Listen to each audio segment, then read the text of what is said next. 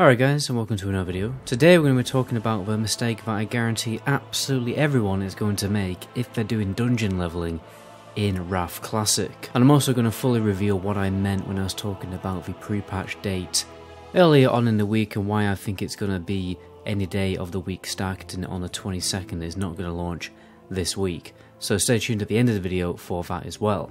And I will also have a level 70 to 80 dungeon grinding guide too, the best routes and best dungeons to do, some other tricks as well, so subscribe and stay tuned for that video coming very soon. But anyway, what is the mistake that everyone is going to be making when it comes to dungeon leveling in WOTLK Classic? Well, I imagine most people are getting a 5-man group going and getting prepared and getting a composition made.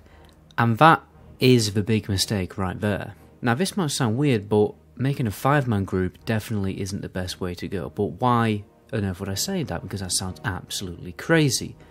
Well, if you consider yourself to be better than the average player, or even to be honest, even the average player can do this, then doing dungeon grinding, you're definitely going to hit instance lockout. Especially if you're in tier 6.5 gear. Even if you're in tier 5 gear, you can do it with the basic crappy blue gear that you can get on the beta.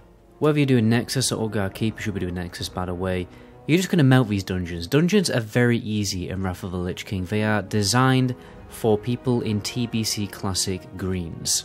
And undergeared people have managed to do Nexus and Guard Keeper runs in 15 minutes. So you only have to do the dungeon slightly faster than an undergeared group on the beta to hit the instance lockout. This means that you're going to be standing around for multiple minutes just doing nothing and not grinding any XP. I guarantee that most people doing 5-mans and they're very well geared, they're going to be standing around for 15 minutes not gaining any XP. I mean, if you want a break every hour for 15 minutes to go and get some food or, you know, have a break in general, then you're fine, fair enough, but it's not going to be the most optimal, try-hard, sweaty method. You can go and do some quests, but you know, the travel time and the awkwardness of that is just going to waste time. When you're doing this dungeon grinding, you need to zone in, lock in, stay in these dungeons, get it done, 24 to 26 hours, level 80.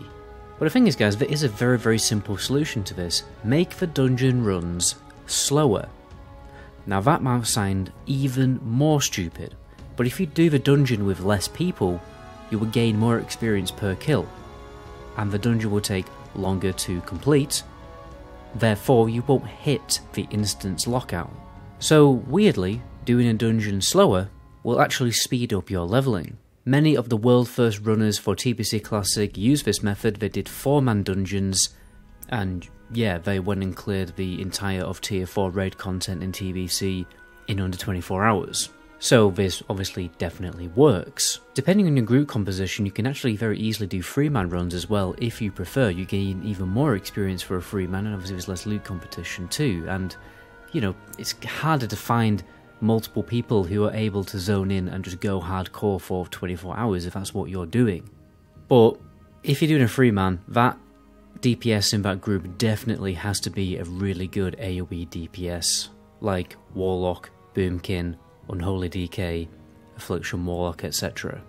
With 4-mans you can probably bring a single target DPS, so what I mean by that is really the only single target DPS is the Rogue, because we don't get Fan of Knives at level 70, whereas the Feral Druid gets Swipe at level 71. I wouldn't be doing 3-mans with a Rogue personally. I think that will just take way too much time. I think the vast majority of people will be better in a 4-man, and obviously there's other methods you can do to make the instance longer. Take down the extra trash packs that you don't actually need to do. There's absolutely no need for you to do dungeon skips or anything like that. Kill every single mob in the dungeon that you can. Now a little bonus mistake that people are going to make is forgetting about Sun's Hodor questline.